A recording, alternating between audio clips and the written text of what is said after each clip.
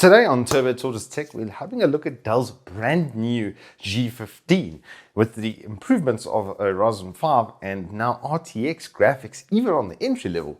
They've truly made a Alienware.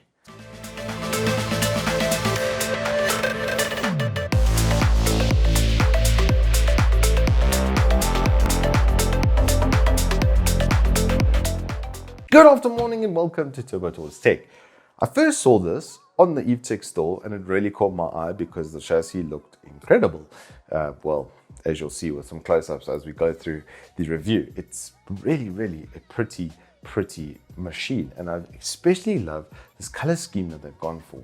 It's like a eggshell type of gray marble-esque sort of color. Don't ask me the exact, that's about as much as I know. I'm a dude, what can I say? But the gray here on the keyboard and even on the finish over here is very PS1, this color combination, and I absolutely love this subtle retro kind of callback that they're doing here with the build and the chassis. The back of it as well, the dull and everything is nicely finished, it's textured on the back of it here. The hinge and everything is an absolute monster. I mean, the chassis on this is by far one of its best things. I mean, look, it can pick its own weight up with the hinge. That's how strong it is. It feels rock solid, sturdy. It's really nicely done chassis. I especially like the orange accents. I must say, it does give it a very GT car sort of finish. The ports on this are also extremely well done and once again much more Alienware-esque, because on the left hand side all you have is a hard drive LED indicator, a headset jack, and then the RJ45 with the flappy paddle slot protector sort of vibe. Then on the right hand side, you just have two more type A's.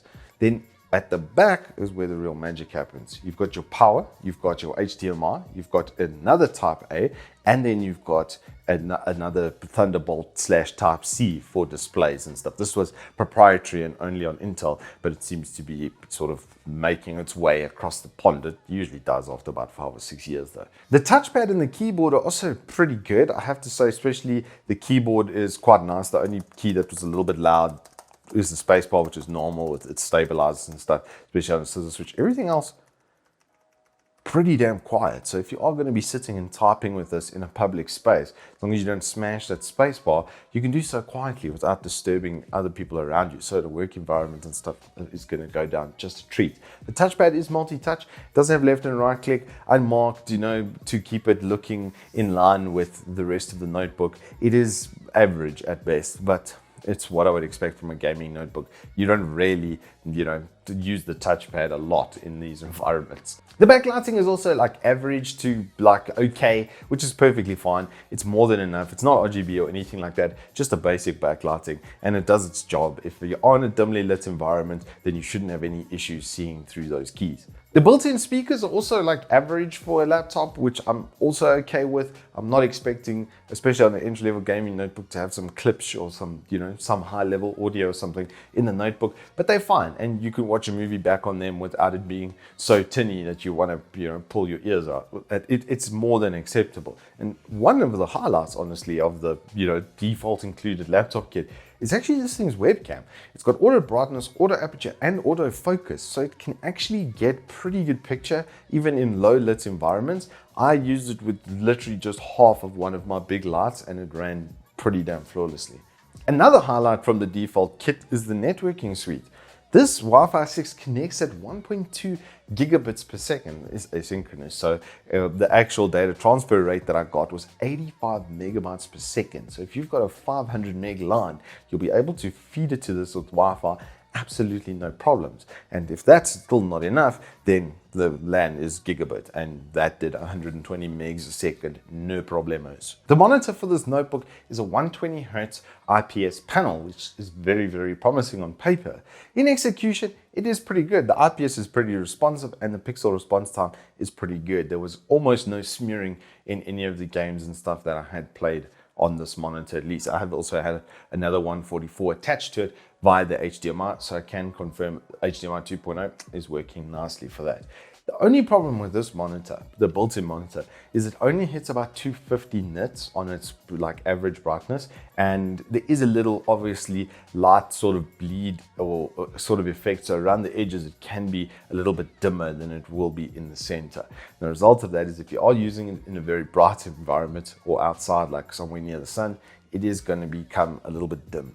Still, the IPS with those colors though means that it gives itself a little bit more leeway into being a design kind of panel. If you were to use Adobe Suite on this, you could assume that your color ratio and everything is going to be, or your color accuracy is going to be pretty good. The 99% sRGB rating from an IPS panel, it's decent enough that I think, well, if you're a professional designer, you're going to want to have like, you know, an HDR 400, like TÜV certified, everything, you know, 10-bit color, etc., etc. You need all of those checkboxes on an external monitor, but you can run it from here really, really well.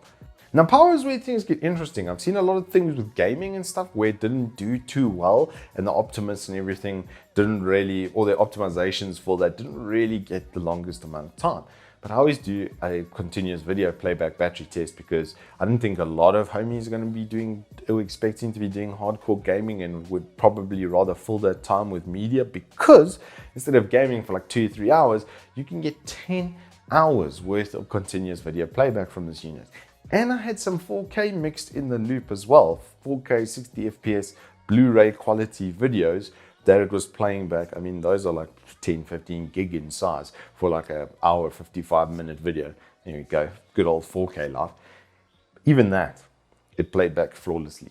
Even streaming off of battery at 4K, I've actually got a live thing that I can show you with Mr. Lizard with our Costa Rica 4K 60 FPS stream on YouTube, that being like my baseline test. It streamed that through the Wi-Fi on battery, absolutely no jitter or any problems, and I have seen more expensive notebooks not be able to do that. The charge rate is also pretty damn good. I've just put it on this morning from 0, and on a timer I got to about 2 minutes 20 to go from 0 to 95% or 96%, basically topped off in about 2.5 hours. So that's all good and well. It's a really nice, you know, finished package, but what about the performance components? Well, to get the very best of them, I didn't want to order the very entry-level unit that doesn't have dual channel, because that's like 10-15% performance on average that you're basically throwing out the window. So I ordered it with 2 8 gigs from Uncle E-Tech, 3200 megahertz CL22 memory.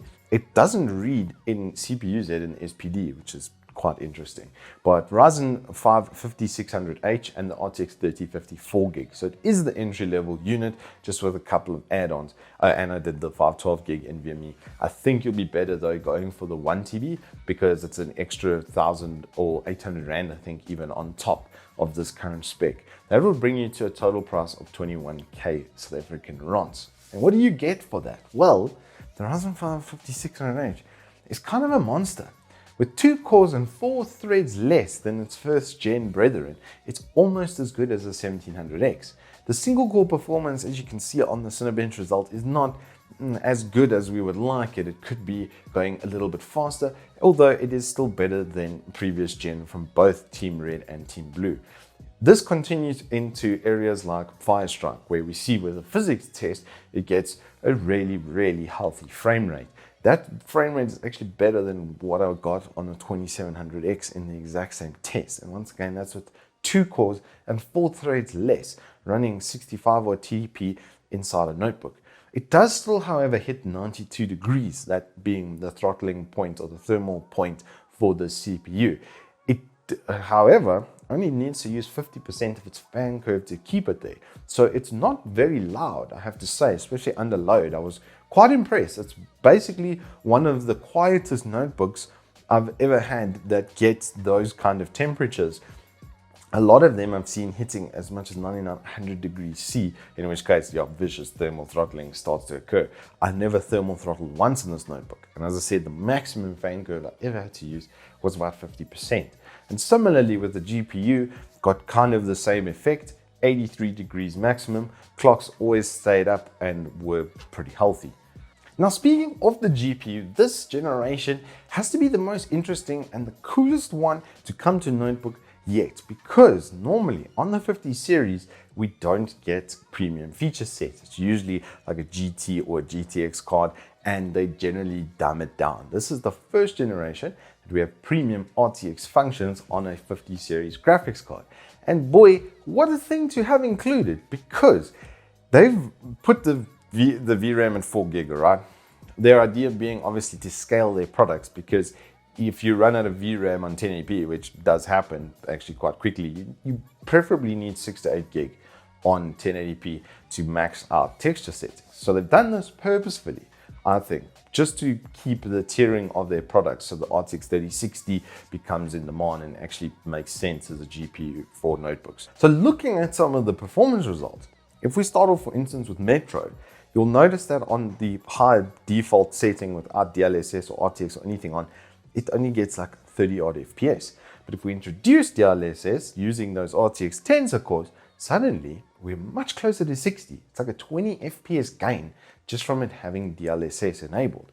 The only thing is, like I say, once again, it runs out of VRAM. So using Need for Speed Heat as an example, when I put the settings on everything on high except the textures are set to medium, it uses 2.6 gig of the VRAM. It gives me a very comfortable 70 FPS average. I'm sometimes peaking closer to 80, 90. The only time it went sub 60 was when it was loading actually into the track at the very start of the track. And I think that's just due to how many objects and stuff are there.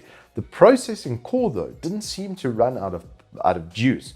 Every single time I started to lose performance with high level texture settings, it was because the VRAM was full. We've seen with the 3058 gig that it is quite a capable core. So you're not going to run out of GPU processing power as much as you are going to run out of, well, VRAM.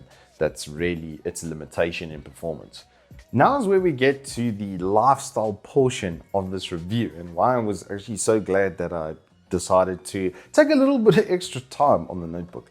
I like to sit and play on devices so that I can get a real feel of using the device. And in this instance, it basically led me to understand that there is a little bit of a glitch here on these systems. Now, before any of us get too excited or start panicking, I've already alerted the guys at EveTech, so your machine should leave with a fix. After about 4 hours, I noticed the fans had completely stopped and that the CPU was idling at 92 degrees, which is its normal maximum.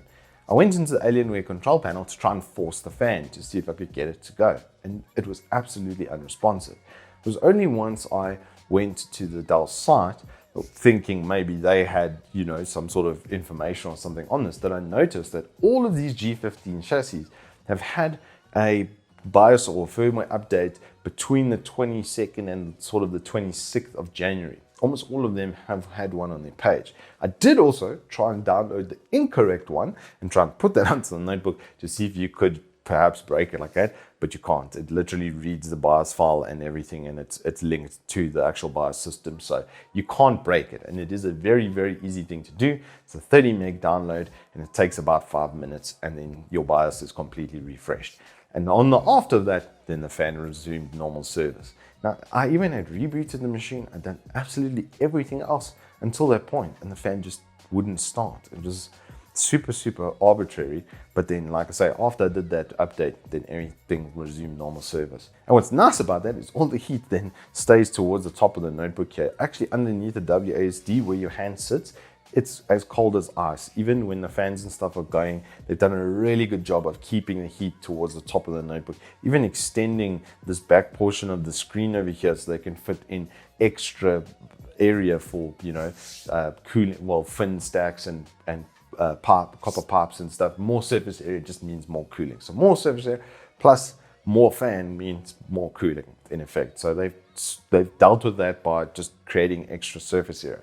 And given that this very Alienware Area 51 look with it, which I'm not complaining about. So in conclusion, this chassis is very capable. I think the cooling and everything is pretty damn well spec'd, that I don't have to absolutely pump fan into like turbine levels and wait for this thing to lift off before you have like a normal experience. As soon as you put in headphones, you won't even hear the thing. The performance, everything was really good. I was landing there I mean, in 2 days, we probably played 30 hours worth of games. I was hosting the games off of the unit. I was busy running the game servers, Spotify, extra web pages, doing everything I would do on a normal sort of desktop. And it felt exactly like that. It just didn't skip a beat, especially after I did that BIOS update. Then it was super smooth sailing from there on out. The performance and stuff is so nice for like even AAA games. You can play them on a medium to high level. I would say whatever game you can think of, the only thing is you're going to run out of VRAM. So if you do want to rather go for like a 3066 gig just to get yourself a little bit more of a premium experience, I could vouch for the chassis that the chassis is actually going to be pretty good. Those also come with 8-core 5800Hs, so they could do even more processing and workload and stuff. This thing will stream really nicely. If you're looking at like something for a budget streaming sort of setup, this is like going to be pretty solid option, especially because it's got RTX. You can stream through the tensor cores with almost lossless performance. You'll literally take off 1 FPS off of whatever your average is to be able to stream through the NVMe encoder. As a corporate sort of crossover working platform, it's really nice because it's not shouty, it's not got RGB coming out of it everywhere. It's nice, sleek, clean finish on it, and so it just doesn't like, oh, look at me, I'm a juvenile child. You can put it on a boardroom table without like worrying about looking like you're bringing, you know, a rattle to the boardroom table, which is obviously nice. The product finish, everything is fantastic. I've got to give it a solid 9 out of 10 because the only thing on here that I would change is the monitor, and only just to give it a little bit more brightness. Everything else on it was great, even pumping some saturation there in a video control panel. It's definitely an IPS for that. It does get a bit yellow when you don't add contrast with that vibrant, which is a typical IPS thing. So can confirm it's definitely IPS. And going through this experience, what struck me especially hard was if you're looking at something for a gaming device and you want some mobility, why would you get a console? Why would you ever buy a console when this exists? It's got a built-in monitor, it can play all the games, plug a controller into it. It's basically a console at that point. But then you've still got Microsoft Word and Adobe and 3ds Max and all the other workload environments and stuff that you can introduce into it. This is the way to go now. Laptops, you know, every generation they get so much better and their feature sets get so much more impressive. It's becoming like steadily more and more difficult. Even if you look at like a premium laptop compared to a premium PC, it's a $5,000 difference, except it fits in that. And you can put that in a backpack and take it with you. My PC, or say my table, is 28 kilograms. 28 kilograms with all the hard drives and water cooling in there. Do you think I want to move around with that? I'd rather take that. I'll take the graphics knock, even the frame rate knock. I'll play on this 120 Hz and have a great time smiling at a LAN that I didn't have to put in massive effort to be at. Anywho, that is all I have for you in this review. If you have enjoyed it, hit us up with a like and subscribe, and I will see you on the flip side.